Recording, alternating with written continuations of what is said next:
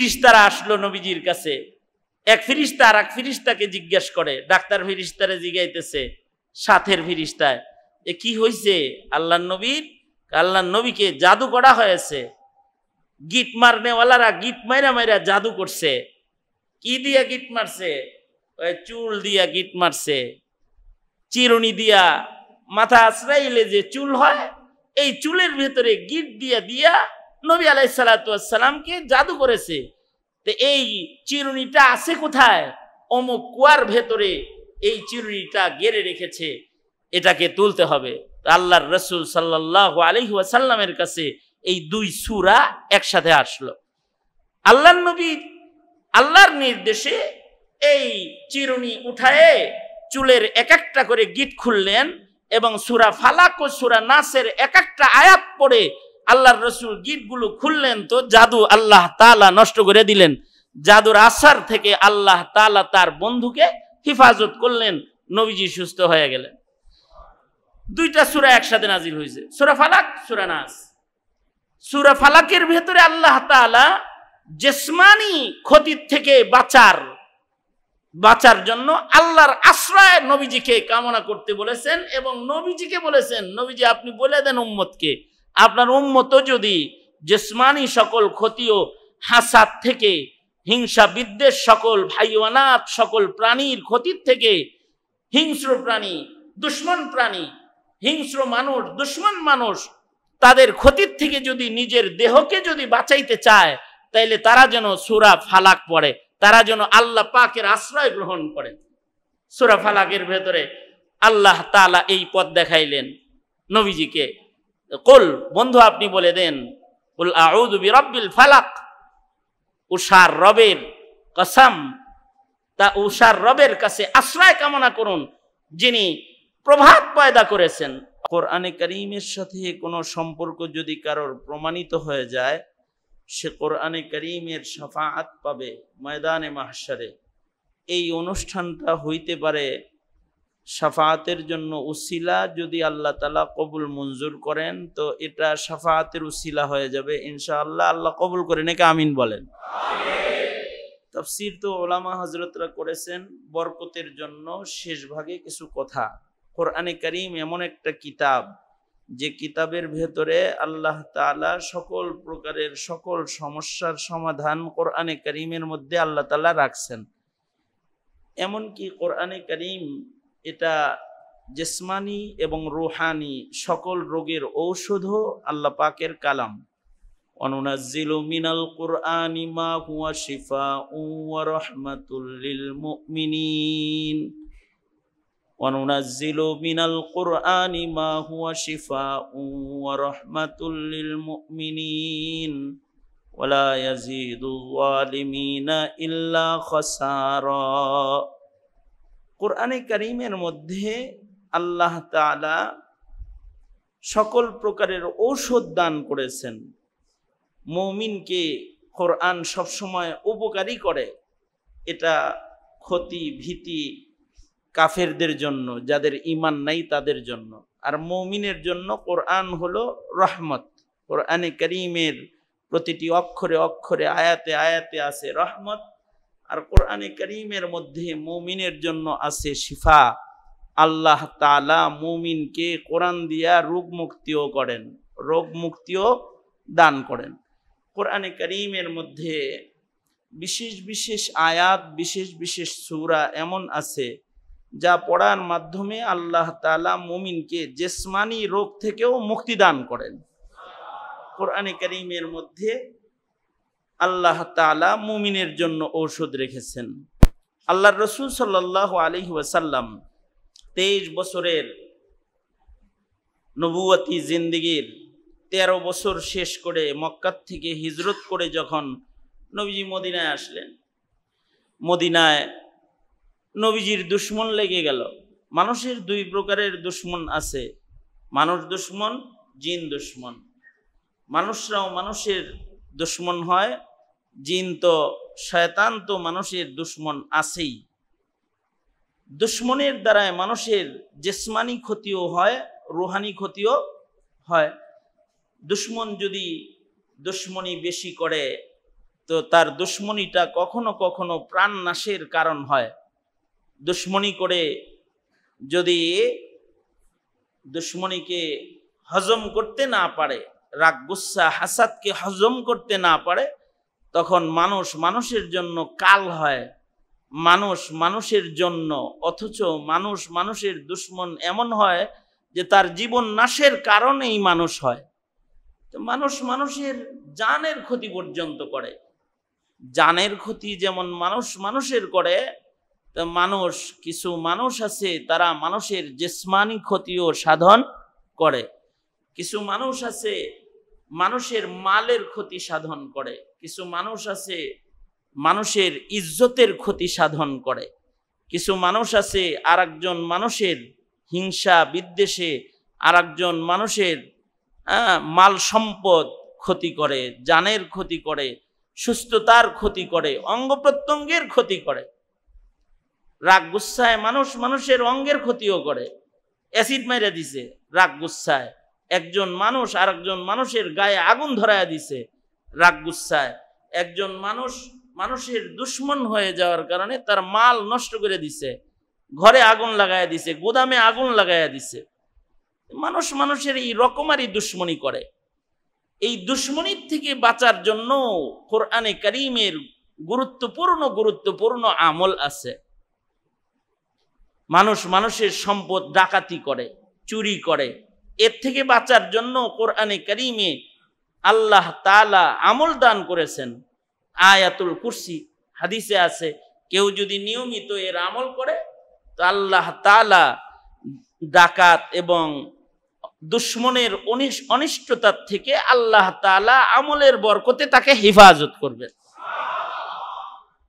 এইরকম আল্লাহর রাসূল সাল্লাল্লাহু আলাইহি ওয়াসাল্লাম যখন মদিনাতুল মুনাওয়ারাতে প্রবেশ করেছেন, তো মদিনায় যায় যখন নবীজি দাওয়াতের কাজ শুরু করছেন, তো মদিনার দুশ্মন প্রকৃতির কুফরি লালনকারী যে সকল দুশ্মনরা আছে এরা নবীজিকে জাদু করল। নবী আলাইহিস সালাতু ওয়াস সালামের জিসমানি ক্ষতি করার জন্য নবীজিকে জাদু করছে, নবীজিকে কুফরি করেছে, জাদু করেছে। আল্লাহর রাসূল সাল্লাল্লাহু আলাইহি ওয়াসাল্লাম অসুস্থ হয়ে পড়লেন।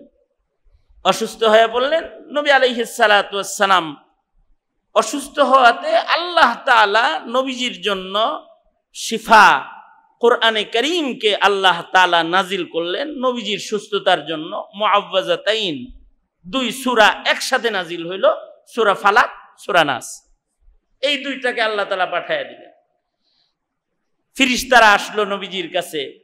এক ফেরেশতা আর এক ফেরেশতাকে জিজ্ঞাসা করে, ডাক্তার ফেরেশতারে জিগাইতেছে সাথের ফেরেশতায়, এ কি হয়েছে আল্লাহর নবীকে জাদু করা হয়েছে। গিট মারনেওয়ালারা গিট মাইরা মাইরা জাদু করছে। কি দিয়া গিট মারছে?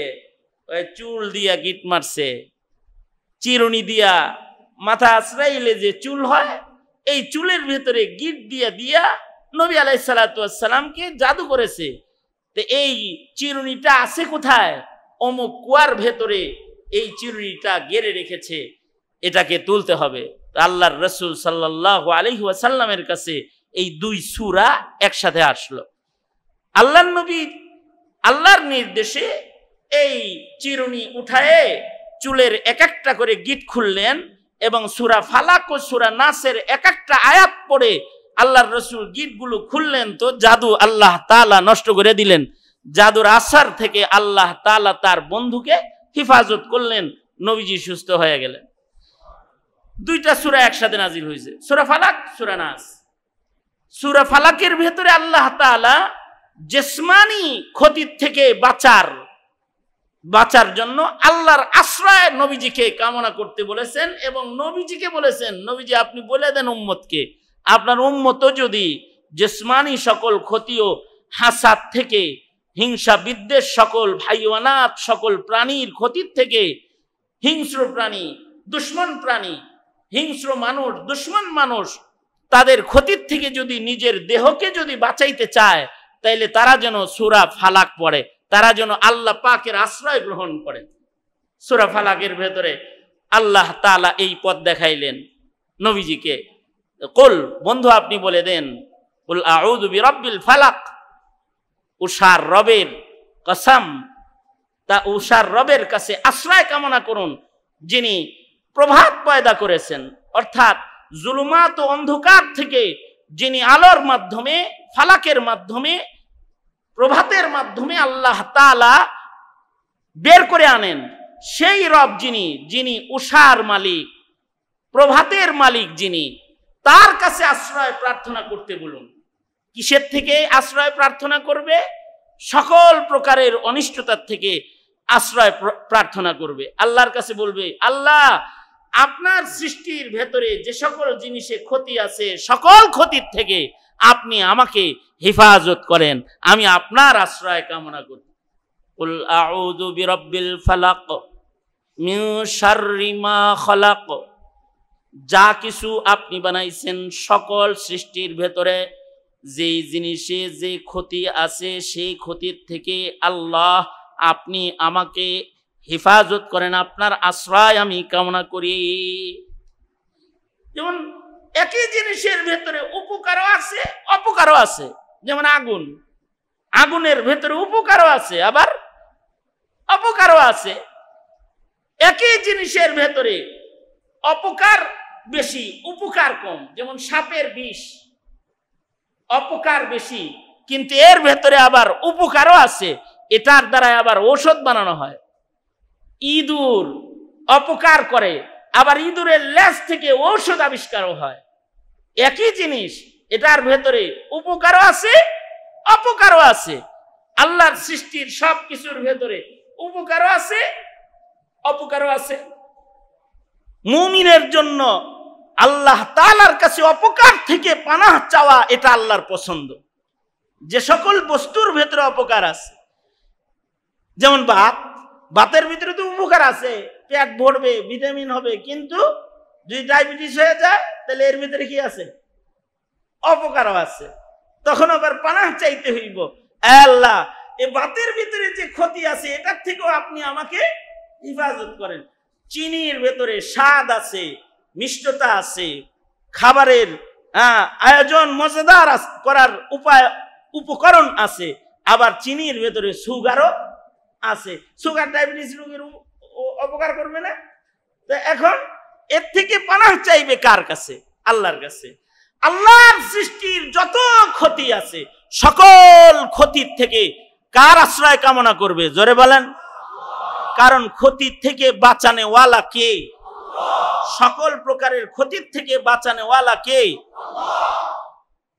এবং ওই ক্ষতির থেকেও আল্লাহর কাছে আশ্রয় প্রার্থনা করবে। আল্লাহর কাছে আল্লাহ তাআলা শিখাইতেছেন, যারা গীত মাইরা মাইরা জাদু করে তাদের অনিষ্টতার থেকেও আল্লাহর কাছে পানাহ চাইবে। অন্ধকার রাতের অনিষ্টতার থেকে আল্লাহর কাছে পানাহ চাইবে। রাত যখন গভীর অন্ধকার হয়ে যায়, তখন অন্ধকার পথে চলা মানুষের জন্য কঠিন।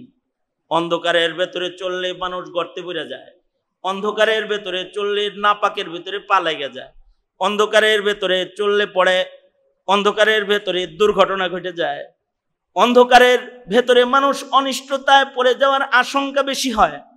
রাত যখন অন্ধকার ছেয়ে যায়, এর অনিষ্টতার থেকেও আল্লাহর কাছে আল্লাহ পানাহ চাইতে বললেন। আল্লাহ তাআলা ওই সকল মানুষগুলো যারা কুফরি করে, ফু দিয়ে দিয়ে, গিট মেরে মেরে, জাদু করে করে মানুষের ক্ষতি যারা করে, তাদের থেকেও আল্লাহ তাআলা আল্লাহর আশ্রয় কামনা করতে বলেছেন। আল্লাহ পাকের একটা সিফাত বলে আল্লাহ তাআলা 3 কিসমের ক্ষতির থেকে আল্লাহ তাআলা বান্দাকে পানাহ চাওয়া শিখাইছেন এই সূরার মাধ্যমে। সিফাত কিন্তু একটা, রব্বিল ফালাক, ফালাকের রব যিনি, উষার রব যিনি, তার কাছে আশ্রয় প্রার্থনা করবে 3 ধরনের ক্ষতির থেকে। দেখেন এখানে মুফাসসিরিন হযরতরা বলেন, জাস্টিস তাকি উসমানী ওনার তাফসীরে লিখেছেন, একটা সিফাত বলে জিসমানি 3 ধরনের ক্ষতির থেকে পানাহ চাওয়ার তালিম আল্লাহ তাআলা সূরা ফালাকে দান করেছেন। আর মুআওয়াযাতাইনের 2 নম্বর শেষ সূরা যেটা, এই সূরার ভেতরে আল্লাহর গুণ বর্ণনা করেছে 3টা, কিন্তু ক্ষতির থেকে বাঁচার জন্য দোয়া পদ্ধতি শিখাইছে মাত্র একটা। সূরা ফালাকের ভেতরে জিসমানি কষ্টের থেকে বাঁচার আয়োজন, আর সূরা নাসের ভেতরে রুহানি কষ্টের থেকে বাঁচার আয়োজন, কলবের অপরিচ্ছন্নতা বিমারির থেকে বাঁচার আয়োজন। যে শয়তান, যে মানুষ অথবা যে ইবলিস শয়তান অথবা যে মানুষ শয়তান তোমার দিল খারাপ করতে পারে, তার থেকে আল্লাহর কাছে পানাহ চাও, আল্লাহর আশ্রয় কামনা করো। শেষ সূরার ভেতরে আল্লাহ তাআলা বান্দার কলব বাঁচানি শিখাইছেন। কারণ জেসেম বাইচা গেলে লাভ না, কলব বাইচা গেলে বান্দার লাভ। কারণ আল্লাহ তাআলা তো বান্দার জেসেম দেখবেন না, জিসমানি সুস্থতা দেখবেন না, আল্লাহ দেখবেন হলো বান্দার কলবের সুস্থতা।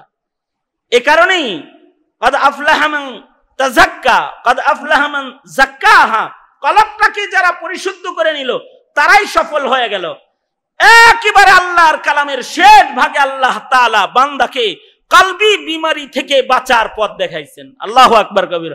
কলবের বিমারি, কারণ কলব নষ্ট হয়ে গেলে আখিরাত নষ্ট, জিসম নষ্ট হয়ে গেলে দুনিয়া নষ্ট, কিন্তু যদি কলব নষ্ট হয়, রূহ নষ্ট হয়, তাহলে তার আখিরাত নষ্ট। দুনিয়ার কষ্ট এটা অস্থায়ী। কারোর যদি অসুস্থতার কারণে যদি তার দেহ নষ্ট হয়ে যায়, দৈহিক কষ্টটা মৃত্যুর মাধ্যমে শেষ হয়ে যায়।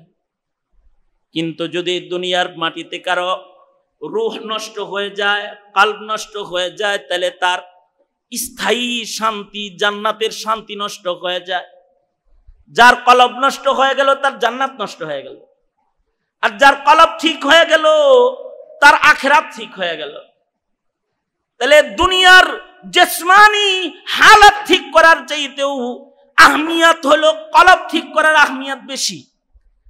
কারণ হলো কলবের পরিচ্ছন্নতা তার স্থায়ী সুখ আনবে, আর কলবের অপরিচ্ছন্নতা তার স্থায়ী দুঃখ আনবে। এ কারণে 3 গুণ বইলা তারপরে বান্দাকে বলতেছে আল্লাযী ইউওয়াসবিসু ফি সুদুরিন নাস মিনাল জিন্নাতি ওয়ান নাস। গুণ বলতেছে 3টা, আর রোগ মুক্তির আয়োজন হলো মাত্র একটা, কলবি রোগ মুক্তির আয়োজন এই সূরার ভেতরে। আর ওখানে হইলো গুণ হইলো রব্বিল ফালাক, একটা ফালাকের রবের কাছে আশ্রয় কামনা করো। ফালাকের রব যিনি আল্লাহ, তার কাছে আশ্রয় কামনা করো। গুণ হইলো এখানে একটা, কিন্তু রোগ মুক্তি হলো, ক্ষতির থেকে বাঁচার আয়োজন হলো ত্রিমুখী ক্ষতির থেকে বাঁচার আয়োজন। একটা সিফাত বইলা ত্রিমুখী আক্রমণ থেকে দেহকে বাঁচানোর আয়োজন সূরা ফালাক, আর 3টা গুণ বইলা একটা ক্ষতির থেকে বাঁচানোর আয়োজন সূরা নাস। কুল আউযু বিরাব্বিন নাস, সকল মানুষের রবের বন্ধু আপনি বলুন আমি আশ্রয় চাই যিনি সকল মানুষের রব, তার কাছে আশ্রয় কামনা করি, যিনি সব মানুষের পালনেওয়ালা। মালিকিন নাস, যিনি সকল মানুষের বাদশাহ, মালিক, যিনি সকল বাদশাদেরও বাদশাহ, সকল ক্ষমতা যার, তার আশ্রয় কামনা করি, যিনি সকল মালিকের রব। কুল আউযু বিরাব্বিন নাস মালিকিন নাস, যিনি সব মানুষের বাদশাহ, মালিক।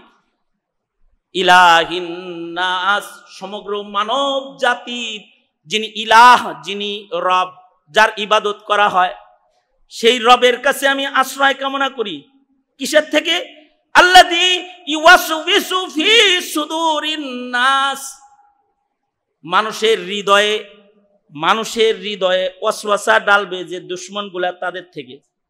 3 ধরনের গুণ বইলা আল্লাহ তাআলার কাছে কলব পরিচ্ছন্নতা করার আশ্রয় কামনা করার পথ আল্লাহ তাআলা সূরা নাসে দেখাইছেন। তার মানে হলো কলব ঠিক তো সব ঠিক। আলা ইন্না ফিল জাসাদি লামুদগা ইদা সালুহাত সালুহাল জাসাদু কুল্লু ওয়া ইদা ফাসাদাত ফাসাদাল জাসাদু কুল্লু আলা ওয়াহিয়াল কলব। আল্লাহর রাসূল বলেন মানব দেহের ভিতরে একটা গোশতের টুকরা আছে, যেই গোশতের টুকরাটা এইটা যদি ভালো হয় দেহের সব অঙ্গ ভালো হয়, আর যদি এই গোশতের টুকরাটা খারাপ হয় তাহলে কলবের আসার গোটা দেহের উপরে পড়ে। কলব ভালো তো চোখ ভালো, কলব ভালো তো কান ভালো, কলব ভালো তো দিল ভালো, তো কলব এটা ভালো তো হাত ভালো, কলব ভালো তো পা ভালো, কলব ভালো তো তার গোটা অঙ্গ প্রত্যঙ্গ সব ভালো। আর যদি কলব কারোর খারাপ হয় তাহলে সব খারাপ হয়ে যায়। আর কারোর যদি কলব খারাপ হয় তাহলে সে নিকৃষ্ট, তাকে দোজকের আগুনে নিক্ষিপ্ত হইতে হবে। কলবি নাপাক নিয়া আল্লাহর জান্নাতে প্রবেশ করা সম্ভব নয়। কলবি বিমারি সহকারে, অসুস্থতা সহকারে আল্লাহর জান্নাতে যাওয়া সম্ভব নয়। কলবের বিমারি যার আছে তাকে দোজকের আগুনে ঢুকতেই হবে তার। এখন কলবের বিমারির কারণে যদি সামান্য সময়ের জন্য দোজকে ঢোকা লাগে, মনে রাখতে হবে সামান্য সময়ের দোজকের কষ্টটা সারা জিন্দেগির জিসমানি কষ্টের চাইতে অনেক বেশি ভয়ঙ্কর। এ কারণে জিসমানি ক্ষতির থেকে বাঁচার জন্য আমল শিখাইতে এক সিফাতের বর্ণনা, কিন্তু রুহানি বিমারি থেকে বাঁচাইবার আমল শিখাইতে আল্লাহ পাকের 3 সিফাতের আলোচনা, 3টি গুণের আলোচনা। 3 গুণ আমাদের মুফাসসিরিন হযরতরা বলেন 3 কথা বলে আল্লাহ তাআলা মানুষের হায়াতের 3 ধাপ বুঝাইছেন। মানে 3 ধাপেই আল্লাহর আশ্রয় কামনা করো। আউযু বিরাব্বিন নাস, বল আউযু বিরাব্বিন নাস। রব্বিন নাস বইলা শৈশবের দিকে ইশারা, যে রব প্রতিপালন করেন তোমাকে। শৈশবের যত বিমারি আছে কলবি, এগুলোর থেকেও আল্লাহর কাছে পানাহ চাও। আর মালিকিন নাস বইলা জওয়ানির দিকে ইশারা, যৌবনের যত বিমারি আছে তার থেকেও আল্লাহর কাছে পানাহ চাও। ইলাহিন নাস বইলা বুড়া হইলে মানুষ দুনিয়া ছাইরা মসজিদ মুখী, ইবাদত মুখী হয়, আল্লাহ মুখী হয়। ইলাহিন নাস বইলা বার্ধক্যের জীবনে কলবি বিমারির থেকে বাঁচার জন্য আল্লাহ পাকের এই সিফাতের আলোচনা। তার মানে হলো গোটা জিন্দেগিটাই যদি কেউ রোগমুক্ত চলতে চায়, কলবকে পরিচ্ছন্ন রাখতে চায়, তাহলে আল্লাহর আশ্রয় কামনা করতে হবে। কার আশ্রয়? জোরে বলেন। রবের আশ্রয় ছাড়া রোগমুক্ত চলাফেরা করা সম্ভব নয়, আল্লাহর আশ্রয় লাগবে। তবে কলবি রোগটা এটা ভয়ঙ্কর, জিসমানি রোগের চেয়েতেও অনেক বেশি ভয়ঙ্কর। জিসমানি রোগের সারা জিন্দেগির কষ্ট, কলবি রোগের সামান্য সময়ের কষ্টের সাথে এটাকে মিলানো সম্ভব না। অর্থাৎ দোজকে যদি কারোর 1 সেকেন্ড থাকতে হয়, মনে করেন কলবি রোগের কারণে দোজকে গেছে 1 সেকেন্ডের জন্য, আর জিসমানি বিমারির কারণে কষ্ট করছে 60 বছর। 60 বছরের জিসমানি কষ্ট এক জায়গায় দিলে কলবি রোগের কারণে 1 মিনিটের দোজকের আগুন যেটা ভোগ করবে, এই 1 মিনিটের দোজকের আগুনের কষ্ট 60 বছরের জিসমানি কষ্টের চাইতে অনেক বেশি ভয়ঙ্কর। কারণ ইন্নাহা সাআত মুস্তাকাররা ওয়া মুকামা, দোজক তো নিকৃষ্ট জায়গা, এখানে 1 মিনিট থাকাও কারোর জন্য সম্ভব না। আব্দুল আজিজ মুহাদ্দিসে দেহলভী রাহমাতুল্লাহ আলাইহির আমলে, শাহ আব্দুল আজিজ মুহাদ্দিসে দেহলভীর আমলে এক হাকিম মুহাম্মদ থানভী রাহমাতুল্লাহ আলাইহি বর্ণনা করছেন, এক লোক মারা গেছে। একটা ভিক্ষুক ছিল আর একটা দানবীর ছিল একই এলাকায়। ভিক্ষুকটা ভিক্ষা আনতে যাইতো, দানবীরে তার জন্য টাকা পয়সা রেখে দিত, কিন্তু কয়েকদিন হয় সে আর যায় না। এই ভিক্ষুক আসে না কেন? দানবীর লোকটার টেনশন যে 5 দিনের টাকা জমা করে রাখছি, 5 দিন আসে না কেন রে? বাড়ি দেখতে গেছে, বাড়িতে দেখতে যায় দেখে যে এই ভিক্ষুক অসুস্থ। এই দানবীর লোকটা যায় বলে, 5 দিন ধরে তোমার জন্য টাকা জমা করে রাখি, মিয়া আনতে যাও না, এই যে নাও তোমার টাকা ঘরে দিয়ে গেলাম, খায়ো।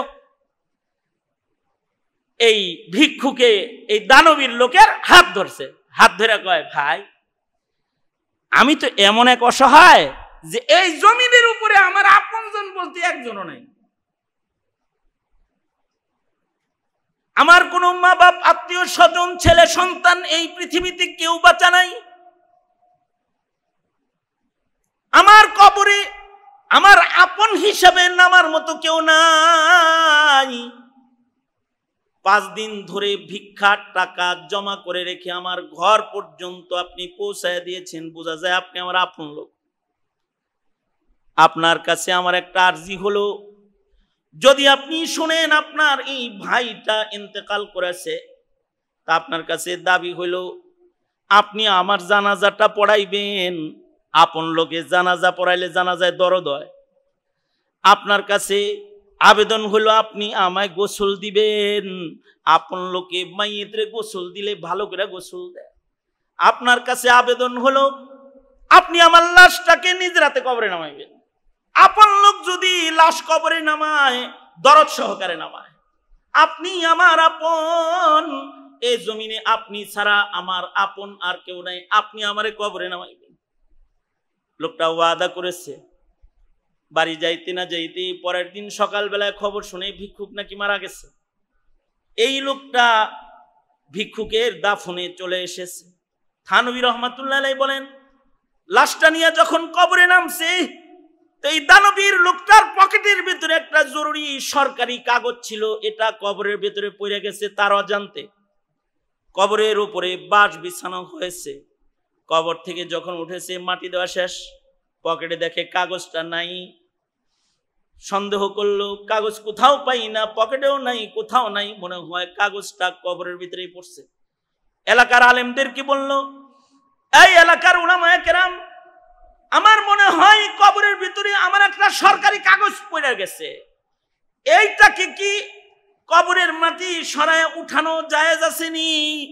আলেমরা বলল, দুই একটা বাঁশ সরায়া ছোট্ট করে লাইট মেরে তাকায় দেখো কাগজটা পড়ছে কিনা, যদি পড়ে তাহলে হাত দিয়ে উঠায় লো। কবরের মাটি খনন করেছে, বাঁশ দুইটা সরাইছে, লাইট মেরে নজর করে দেখে কে যেন কাগজটাকে ঠিক লাশের উপরে, কাফনের উপরে যত্ন করে রেখে দিছে। খুশিতে হাত ঢুকায় দিছে কবর থেকে এই কাগজটা বের করার জন্য।